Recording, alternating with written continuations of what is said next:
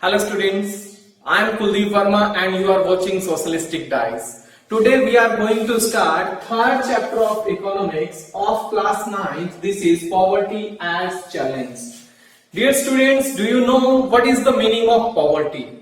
Poverty is a situation in which a person cannot arrange two square meal. Means he is not able to arrange the basic needs of daily life. Poverty means hunger, lack of nutrition, lack of shelter, lack of safe drinking water.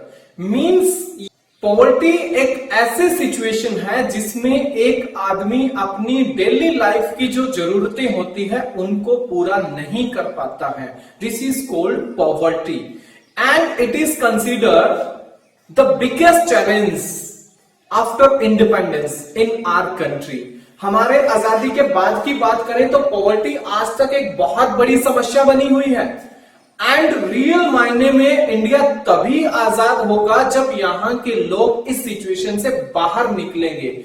Means वो अपनी एक अच्छी life व्यतीत करेंगे. उनको जो daily routine में जो उनको शेल्टर चाहिए, कपड़े चाहिए या फूड चाहिए, न्यूट्रिशन चाहिए, बैलेंस डाइट चाहिए, उसको अगर वो फुलफिल कर सकते हैं तो यह हमारे लिए एक बहुत बड़ी बात होगी. क्योंकि इस time facts are there, every fourth person is poor in our country. It means quarter population is living in poor condition. Almost 22% population of our country is living in poor condition, and this ratio is higher in the rural area. In rural area 25%, 25.7% population, and in urban area 13.7% population is living under poverty. कि वो लोग अपना जीवन जो है वो गरीबी में व्यतीत कर रहे हैं.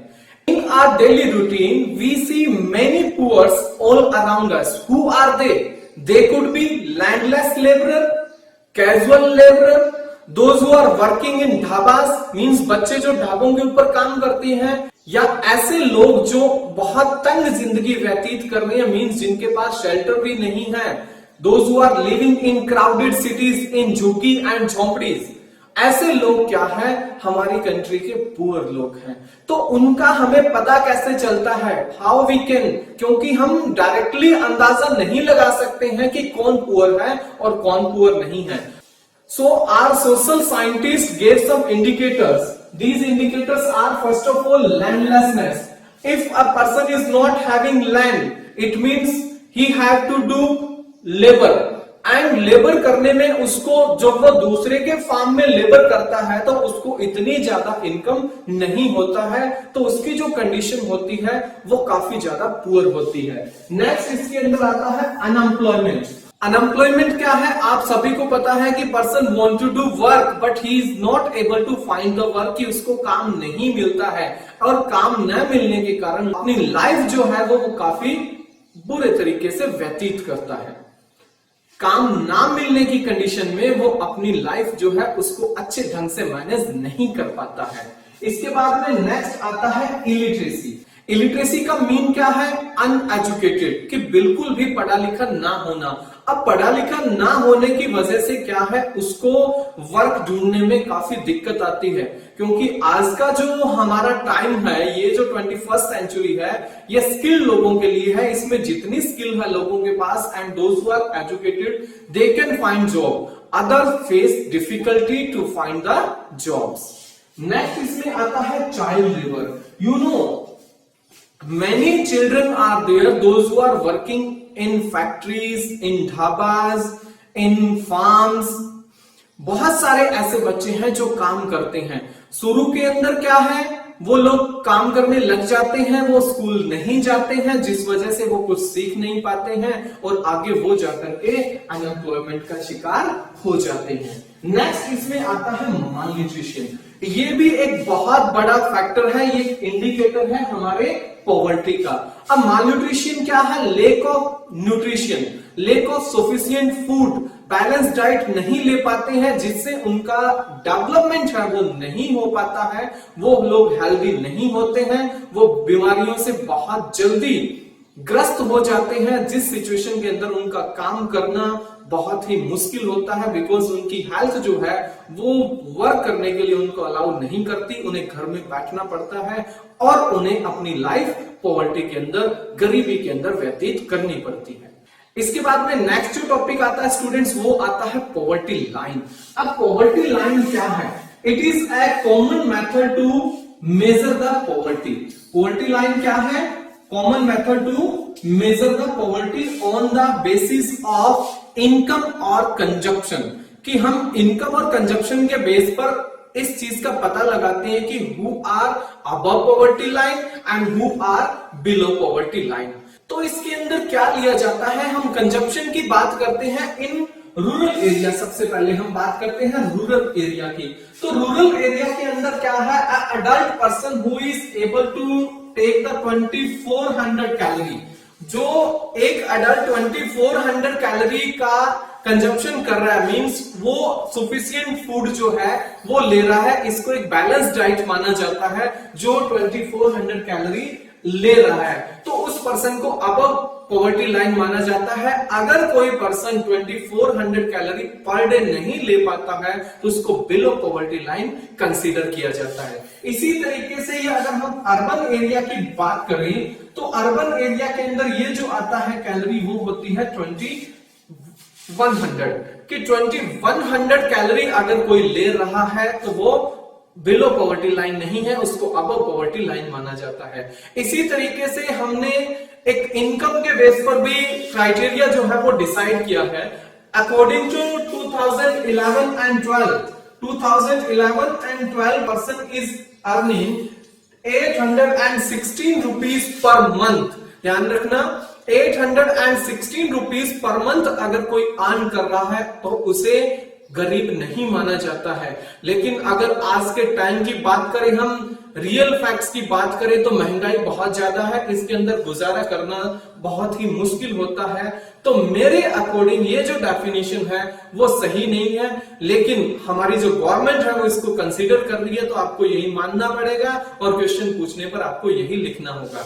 इसके बाद में अगर हम अर्बन एरिया की बात करें तो यही पर पर्सन 1000 रुपीज डिसाइड की गई है, क्योंकि सिटीज के अंदर थोड़ा सा खर्च जो होता है वो ग्रामीण एरिया के मुकाबले में ज्यादा होता है, तो यहाँ थोड़ा सा ज्यादा डिसाइड किया गया है कि a person is able to earn 1000 rupees in a month, he is not considered poor। और अगर कोई 1000 रुपए भी नहीं कमा पाता है तो उस पर्सन को बिलो पॉवर्टी लाइन माना जाता है। स्टूडेंट्स, मैं आपको और बता दूं कि ये जो एस्टिमेशन ऑफ पॉवर्टी है, this task is carried by Niti Aayog. Earlier it was known as planning commission, जिसको पहले प्लानिंग कमीशन के नाम से जाना जाता था, उसको आज नीति आयोग कहते हैं। And this task is perform periodically, normally after 5 years। इसको 5 सालों बाद किया जाता है। इसके जो सैंपल कलेक्ट किए जाते हैं, कौन सैंपल कलेक्ट करता है? वो एक ऑर्गेनाइजेशन है जिसको हम कहते हैं NSSO, national sample survey organisation. कौन है? नेशनल सैंपल सर्वे ऑर्गेनाइजेशन है, वो सैंपल कलेक्ट करता है और इसके बाद में जो हमारा नीति आयोग है वो एस्टिमेट करता है पॉवर्टी का, और पॉवर्टी लाइन क्या है डिसाइड की जाती है।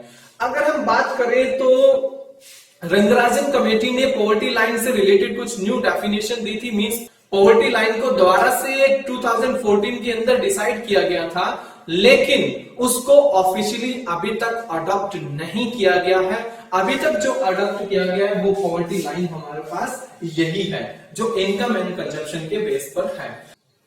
माय डियर स्टूडेंट्स, इसके बाद में हमारा जो नेक्स्ट टॉपिक आता है एनसीईआरटी का, वो है पॉवर्टी एस्टिमेट्स। हमने पॉवर्टी का एस्टिमेट किया। आगे वाले जो 2-3 टॉपिक है वो बहुत ही स्मॉल है, कुछ भी नहीं करना, छोटे छोटे डेटाज याद करने हैं। जैसे एस्टिमेट क्या है, 1993 और 94 में जब हमने पॉवर्टी का एस्टिमेट किया था तो उस टाइम 45% हमारी पॉपुलेशन थी वो बिलो पॉवर्टी लाइन थी। इट मींस कि 45% population of our country was living in a poor condition.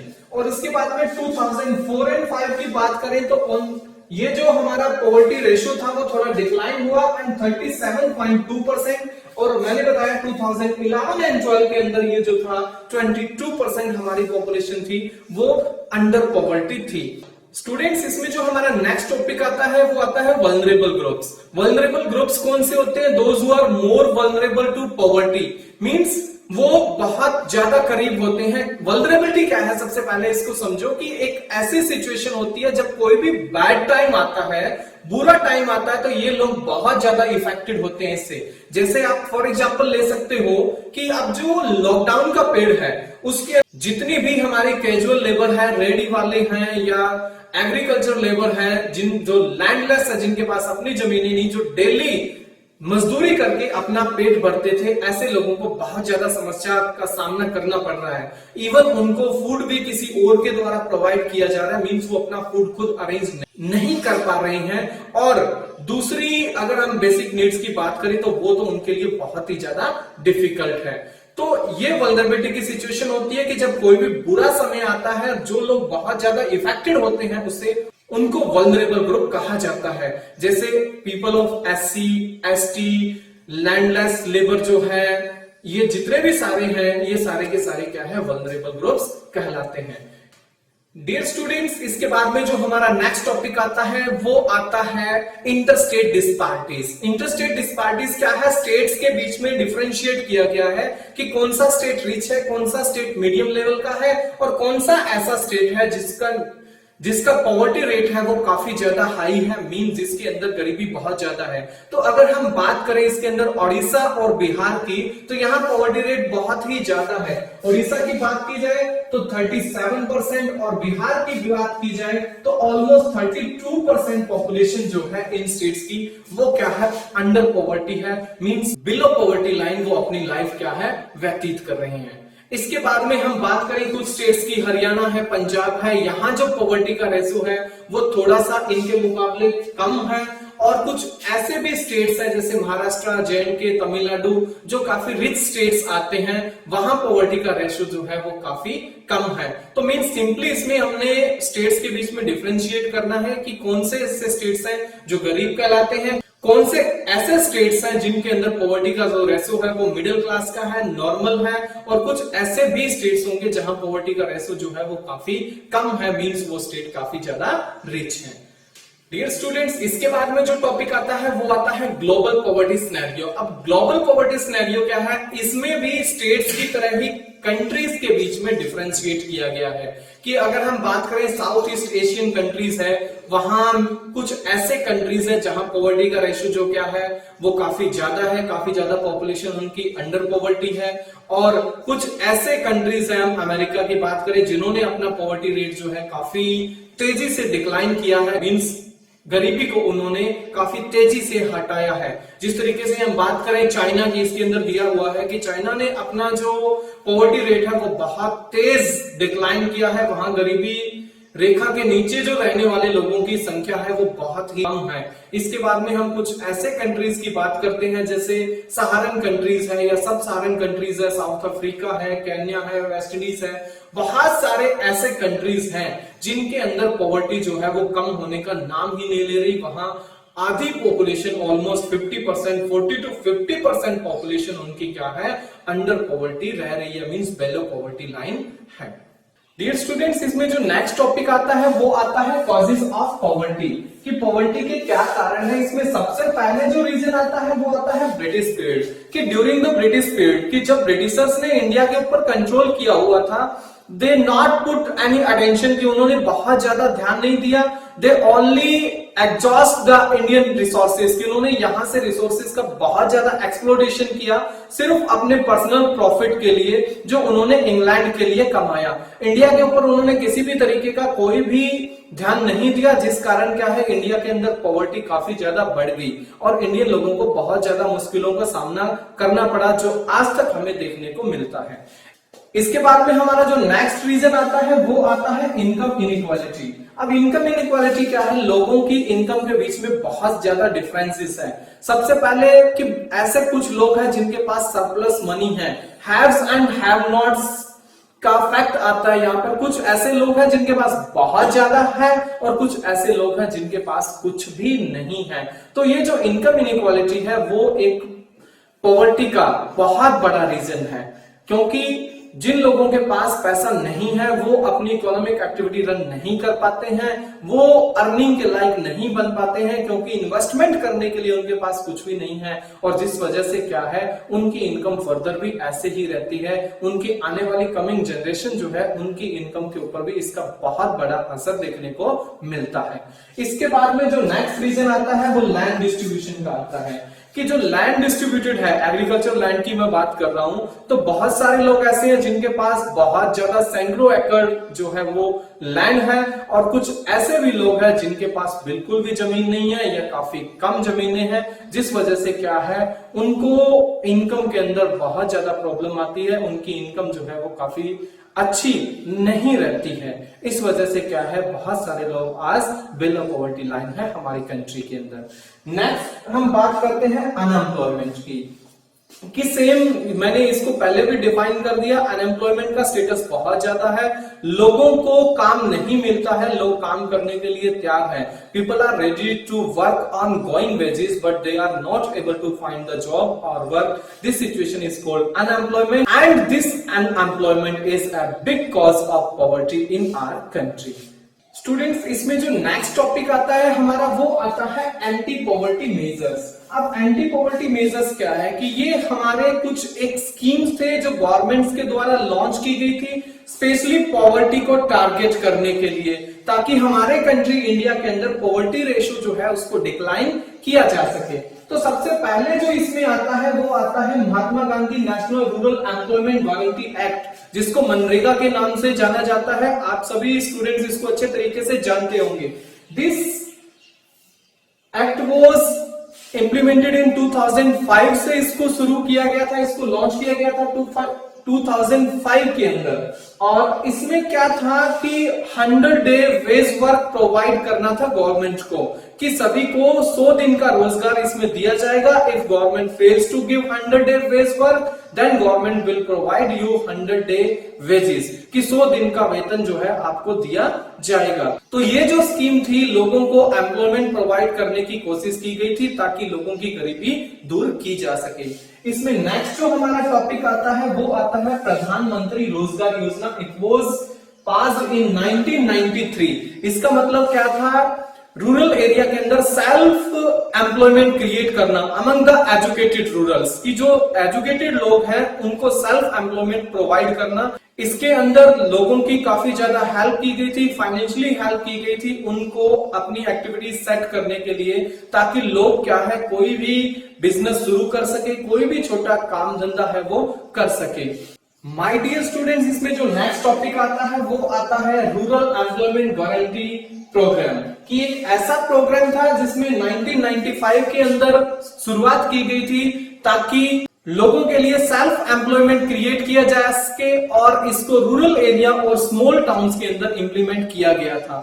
Next इसके बाद में जो आता है प्रधानमंत्री ग्रामोदय योजना, 2000 के अंदर इस स्कीम को इंप्लीमेंट किया गया था कि सेंट्रल गवर्नमेंट जो है वो रूरल गवर्नमेंट को एडिशनल हेल्प प्रोवाइड की जाएगी, ताकि एजुकेशन फैसिलिटीज बहुत अच्छी की जा सके, हेल्थ फैसिलिटीज बहुत अच्छी की जा सके, और लोगों को डायरेक्टली हेल्प प्रोवाइड की जा सके।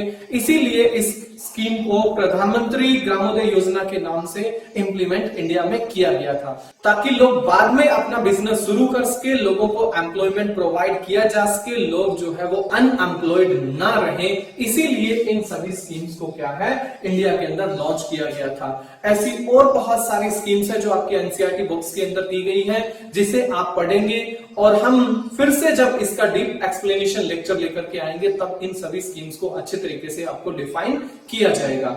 स्टूडेंट, इसके अंदर जो लास्ट टॉपिक आता है वो आता है हमारा चैलेंजेस अहेड, कि हमारे सामने अब भी बहुत सारे चैलेंजेस है। वो चैलेंजेस कौन कौन से हैं? तो सबसे पहले हम बात करें कि India is a very big country and second highest populated country है, कि हमारी पॉपुलेशन जो है वो चाइना के बाद दूसरे नंबर पे आती है।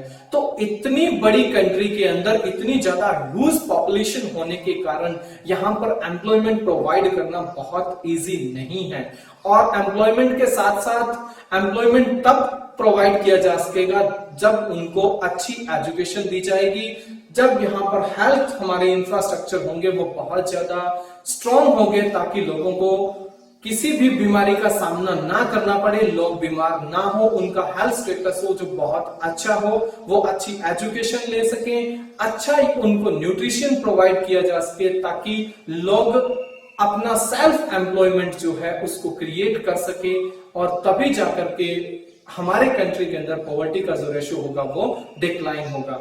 तो माय डियर स्टूडेंट्स, आज के इस वीडियो लेक्चर में इतना ही। हम फिर मिलेंगे नेक्स्ट चैप्टर की summary food security in India के साथ। तब तक आप इस वीडियो को एंजॉय कीजिए, लाइक कीजिए, शेयर कीजिए एंड चैनल को सब्सक्राइब कीजिए। Thank you.